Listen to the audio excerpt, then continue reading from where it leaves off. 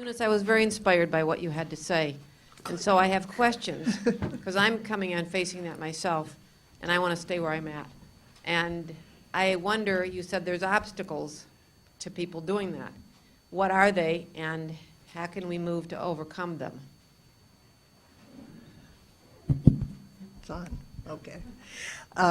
The obstacles right now are the zoning. And I think it wouldn't be too hard to change it. But we tried about 10 years ago, 8 or 10 years ago, to make, what do you call it? Accessible, or not accessible, but The accessory dwelling. accessory, thank you, apartments. And we were turned down by city council at that time. But I think we should all keep pushing our city council to change those rules so that we can have accessory apartments in single family without any problems. So since zoning tends to be a little mysterious to many people, let me explain a little bit about what Eunice is talking about. Eunice and her family were able to do their unit because she talked about they can traverse between the units. But normally, the zoning right now in any type of single-family residential district, it only allows an accessory dwelling unit if you do a special exception use approval, if you obtain a special exception use approval from the Planning Commission. So for the average person, that's a pretty tall order to get your plans together, a contractor, and then go to the Planning Commission, let your neighbors know, because there'd be a public hearing before they could approve that. Although the Planning Commission did recently approve an accessory dwelling unit in the northeast part of the city. The proposal that Eunice talked about from 10 years ago was to try to open up that requirement, still have restrictions for these ADUs, we call them accessory dwelling units. It would have allowed for smaller units to be incorporated into single-family districts without having to go to Planning Commission, but they would have to meet certain standards, size. They could only be occupied by a certain number of people. We had a couple of provisions to try to address in this community. The concern was that people would take homes and then willy-nilly convert them to duplexes and have rental housing with no oversight. These are always intended to be owner-occupied types of units. So that is, I think, what you're referring to, the proposals. Yes. One other thing they were afraid of was that there would be an influx of students in their neighborhood with lots of cars. Mm-hmm. So that is something from a public policy standpoint that can always come back and be revisited, but those were the types of concerns that were expressed at that time.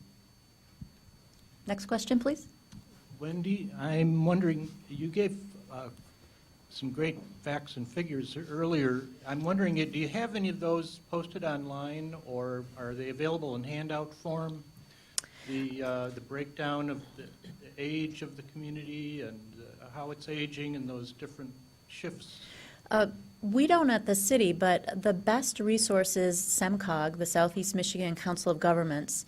If you go to semcog.org, they have census data comparisons for all sorts of communities within their region. So you can go look up Ann Arbor, and it will have the comparisons on housing and demographics that we were just talking about. Oh, they do break it down to show to pull Ann Arbor out individually? They do. They do. Now, the other question I have, which I have all the time with folks throwing facts and figures around, is that in Ann Arbor, of course, you also have the second problem of trying to figure out, when people say Ann Arbor, if they're talking about, if they're including the student population, U of M's housing or not. Those figures seem to somehow either be not included, or you can't tell how they're broken down. Is there a way SEMCOG breaks that up? Or Well, the census does. It's not clean and neat, but the housing dwelling unit counts that I was providing to you, those are freestanding apartment buildings or houses. They don't include dorms, which are considered group housing. So the census keeps track of those group housing and nursing homes and things like that as a separate number. But the population in total, the 113,500 something, that includes students, it includes residents of nursing homes, it includes, everybody that lives within that geographic area. Okay, and then off the top of your head, would you happen to know of that population, roughly how many can be accommodated in U of M's dorms? I do not know off the top of my head, but that is probably an easily accessible number, maybe 6. It's a couple thousand. But beyond that, I would not wager how many. It's a pretty small portion of the population is housed in dormitories.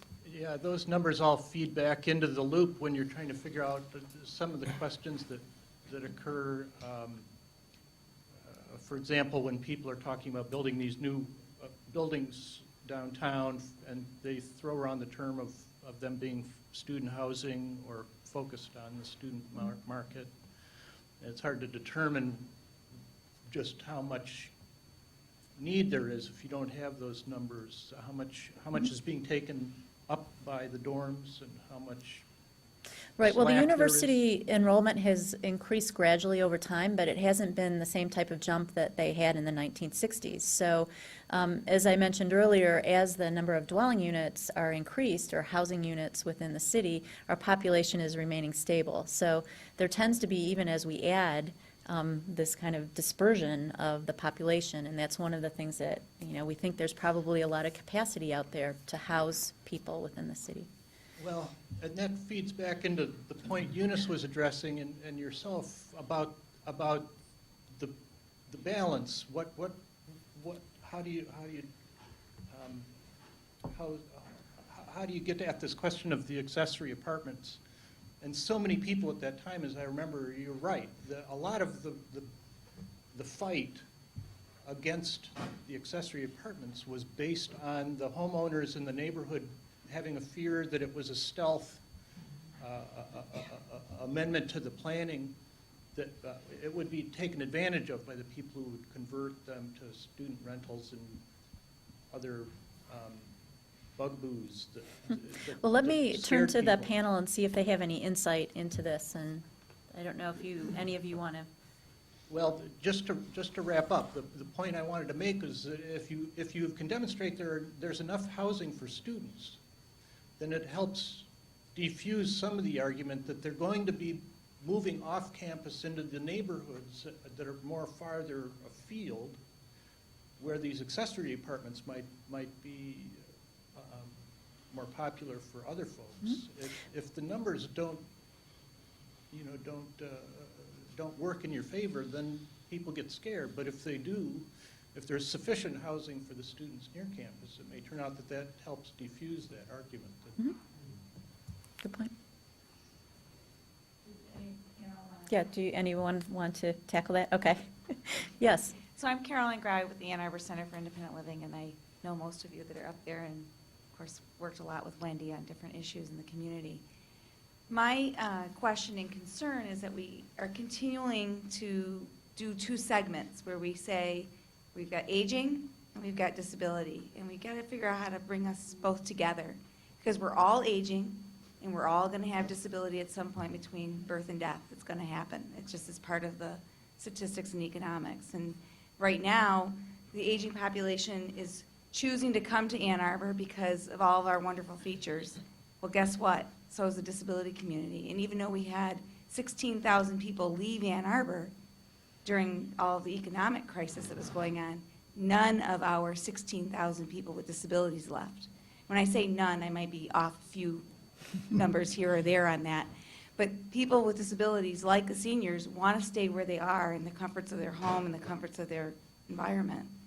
One of our biggest difficulties, though, which is happening for seniors related to taxes, is staying in their own home and being able to afford the taxes. Their house might be free and clear. We get calls about this a lot, even at the center. Even though we don't directly work with seniors, we get these calls about how can we pay our taxes, because the taxes keep going up, but our income isn't going up anymore. So that's one call that we get. I also got 2 calls this week, in which unfortunately they can't be matched with each other, which is unfortunate. We don't have a matching program. But we have people with disabilities who would also like to be in like a shared housing environment. And so right now, the line is 55 for your program, Ryan? That's correct. And so I wonder if there might be qualifications that would allow people with disabilities to be part of that same mix, because what happens is that people with disabilities, just like seniors, are qualified for Social Security or get other kinds of benefits to live independently and don't want to be institutionalized, but we're like missing a segment of the market, so to speak, and maybe we could make other matches that would be useful for people. I don't know if there's anything. Sure, absolutely. So my program is focused on seniors, but there are many programs throughout the country that do focus on disability, homeless, LGBT youth, LGBT seniors. There's all different segments. Unfortunately, because we're funded through our grants, which are aging related, we're really at a loss, although I do recognize that there certainly could be a matchup program for almost any demographic here in Ann Arbor. We do work with folks that do have disabilities, and they're more than welcome to apply, and it could be an intergenerational HomeShare match where they could be paired into a house with somebody that would be a senior age 55 and older. So I certainly welcome that.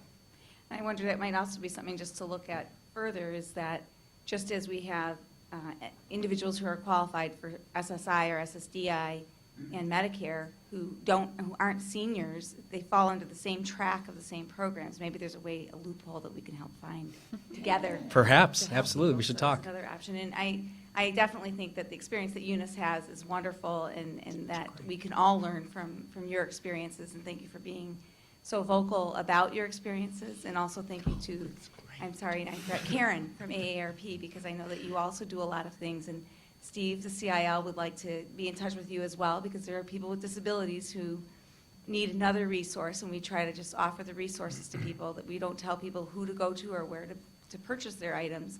We try to give people options, and that's what I think this panel is talking to us about. So thank you to all of you. Great. And the only other question, I would say, Ryan, from your role in the national, was it National Home Sharing? Shared Housing Resource Shared Center. Housing Resource. Is that also a possibility for the Center for Independent Living? Any of the resources associated with that? Absolutely. Like I mentioned, we're partnering with the Affordable Living for the Aging right now, which is a huge organization in Los Angeles, to promote a national shared housing campaign, and it's not senior specific. I was actually fortunate enough to attend a symposium in Los Angeles in November, which was just awful, I'm certain you can imagine. And there was homeless representatives, there was disability representatives, and we're all recognizing that this is a really easy thing to do, and we should do this. So certainly, we could talk. Great. Yes. Next question, please. My name's Thomas Partridge. I'm a disabled senior, been a resident of Ann Arbor in the Ann Arbor area for some 20 years. I've been a candidate within the last 6 years for seats on the Washtenaw County Commission, as well as for the 10th District Michigan Senate seat, and most recently the 18th District Michigan Senate seat, and most recently the 53rd Michigan House seat that covers most of the University of Michigan community and much of the city of Ann Arbor. I am here as I've gone this week to the Ann Arbor City Council meeting on Monday night and the Washtenaw County Commission meeting just last night, calling on this panel for recommendations and for the support of the public observing this forum, to ask that the public bodies ranging from the city of Ann Arbor and the other cities in the county, as well as the Washtenaw County Commission and government and the Michigan legislature, to change direction and give fundamental priority to civil rights, now most recently termed human rights, in that the most fundamental of those rights being access to affordable housing, with the co-commitment to immediately ending homelessness.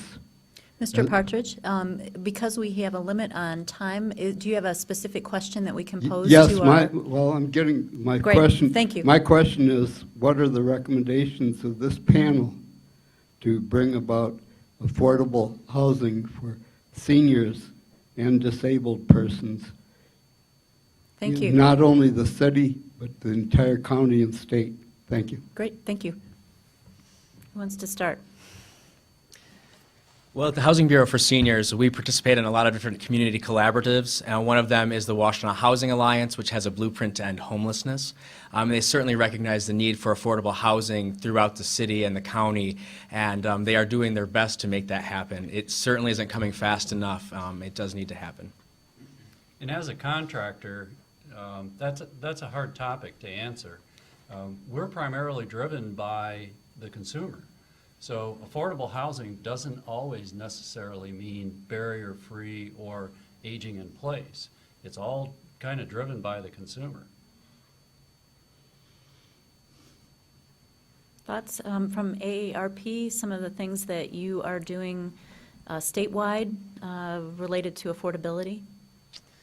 I think that really our position has been to work with communities like Ann Arbor to explore, what are the options and what do you have and what are the options that are out there. And it's not a one size fits all. It's what's going to help end homelessness in Ann Arbor is not the same thing that's going to help end homelessness in Detroit. You have to look at them all individually and take steps as once individually. So it's got to be a community-based, action plan. I think one of the things this evening, our focus has been primarily on homeowners. And so that is an area that certainly needs more exploration is for those who aren't able to afford their home, older seniors that are in rental situations. There must be strategies too for assisting them in keeping and sustaining their housing. So, great. Yes. My name is Ravi Duda, and I'm a geriatric registered nurse. I have a concern that down the road that the housing that we're building now that perhaps is more oriented to students or younger people who have no disabilities might at a later time need to be reconverted for people that are older or have some disabilities, and that we aren't taking that into consideration of what kind of cost that's going to be. I sit on the board of directors at Lurie Terrace, and we just recently had to upgrade our plumbing and our bathrooms, and that was extremely costly. So I hope that the Planning Commission and the Building Commission is asking these developers, long-term range. We don't want to tear your building down. Mm-hmm. We don't want to have it left in our hands as when you leave with very costly reuse fee. Mm-hmm. The other thing I have a concern about is for an aging population is our communities where the homes are that are not walkable. And the sidewalks, I'm talking about some areas in our community that don't have any sidewalks, but also communities that there's no place close for people to walk and get some very basic items like milk and bread, and no stores in some of our communities that they're so far out, people are going to be isolated again. It's not such a big problem here in Ann Arbor, but across the country, many communities are finding that their seniors are literally isolated in their subdivisions. Mm-hmm. And so it's another thing that I would encourage everyone to look at too. As a urban planner, this is something that we've been grappling with the interests in the suburban lifestyle. A lot of that was predicated on families with children and the needs of families with children. And as those types of households are reduced and other households become more prevalent, we're finding that as a countrywide, like you say, trying to figure out how do you take an auto-oriented layout for a community and try to adapt it to make it fit. And it's something planners are going to be grappling with for a long time. I think I'm really pleased that in Ann Arbor that over time we have at least, we definitely have a suburban layout in some parts of the city, but we've had this commitment to transit, to pedestrian facilities, so we can be better. But at least we've got that to build on, so. What I'm thinking about in some of these urban designs is that some multi-use buildings might be helpful. Yes. You know, so that you can have a store or maybe a community center or some other type of business that people could actually walk to instead of ride to. That's great feedback. Any additional? Well, just one thing, as I said, there's, where I am, anybody who's a good walker can walk to the places that I said. It would just be a nice walk for them. But I still drive, which is fortunate because there isn't anything really close to me. But I can take a cab with the golden, whatever it's called, I'm not sure, golden card or The whatever it is. senior ride gold card. And I have been known to drive to a parking lot and take the bus from there. But we don't have a bus right where we are now because we have bumps on Broadway now and the buses don't want to come up that way. So I'd like to just say something about the new development with accessibility features. So, you know, Michigan doesn't have this, but there are, I believe, 8 states in the United States that have laws that a new development needs to at least meet visitability guidelines, so have one no-step entrance, accessibility for in the bathrooms and things like that. Some have much greater in-depth laws that with universal design requirements, but it's not something that we have even attempted to tackle here in Michigan, that kind of legislation at this point. Well, Michigan was one of the pioneers in Michigan barrier-free design, but we've fallen behind the times, I think, compared to some other states. And I think, Carolyn, we're going to take else. Oh, yes? She was saying, there is actually, through NISTA, there is visibility legislation that was passed, Public Act 182. But the problem is that it only directly impacts anybody who gets state dollars from Right. urban development. Right. That's the problem. Exactly. But we do have little. Right, we have a little. Right, so the answer here was that there is some, MISTA requires visitability as a part of a state act, but it's really only for those projects that are MISTA funded. Right. So, thank you. Okay, Yep. I have 3 quick questions. The first question is that 2 years ago, I was looking for a condo with universal design, with the idea of aging in place, but also to invite my friends who are using wheelchair or electric scooter. I asked the realtor, where is the list with the homes with aging in place or universal design? And he didn't know. So my question is there something like that? That's the first question. The second one is, it's not just aging what concerns us, but as we know from Carolyn also, it is the decreased amount of functioning in hearing, vision, mobility, and cognition. Cognition is becoming a major issue. Does HomeShare also provide a service for people with declining cognition? And what do you do as an architect for a person who has decreased cognition function? Okay, let's start with the first, which is how do you find as a resource a list of For universal homes that design. might be appropriate? You want to try that, Steve? That's a tough question. Yes. You can start it, perhaps.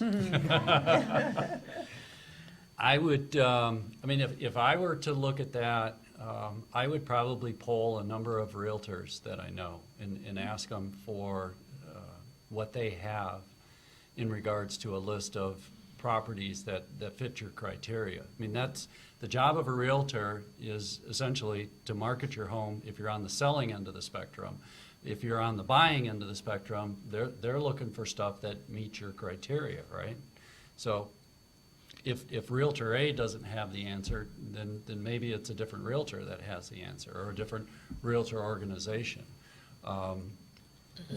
With regard to the architect, in the cognitive functions, I recognize, that as we age, our cognitive functions, that's something that we really didn't touch on. It does diminish, and there are lots of studies out there that prove that fact. The challenge gets to be is how do we, as a building community, in conjunction with the design aspects of, the architectural community, build something that matches all of that. I think technology is opening up some avenues with that. Apps for smartphones, video cameras, these types of things. There are bottles that you can get that remind you to take your medication. But as far as designing buildings, I think that's a per occurrence, per each individual as to what is the level of cognitive functions and what's the prescription or the prognosis for any future degrading of those functions, and then going from there. Ryan, do you want to tackle the question about the cognitive in the HomeShare? Sure, absolutely. So we work with each person on a case-by-case basis.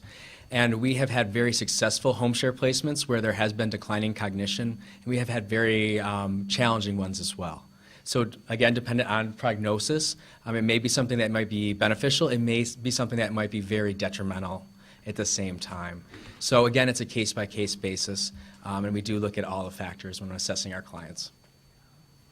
Eunice, you want to- Well, I just wanted to say, as my last career was in real estate, we had a hard time at that time, I don't know if it's changed, but to try to find, even people wanted a house with a bedroom on the first floor. Even that was hard to find. There weren't a lot of them, and you had to really look hard to find it. That might be something that real estate people should now start looking at to really. There are some people, by the way, who are trained. I'm not sure trained is quite the right word, but they get a designation as senior people who know more about senior living than others. Maybe even a recommendation for changing the multi-list to have that as an option. Absolutely.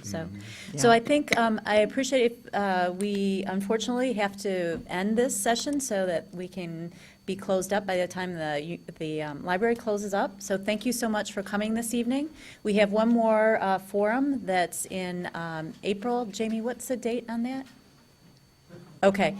It's in April on transportation. While Jamie looks this up on her smartphone, that we hope that you're able to attend, and some of the questions that some people may have had this evening about how to support housing through transportation could be one of the focus.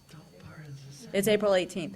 Thank you. April 18th here at the library. Thanks so much, and thank our panel.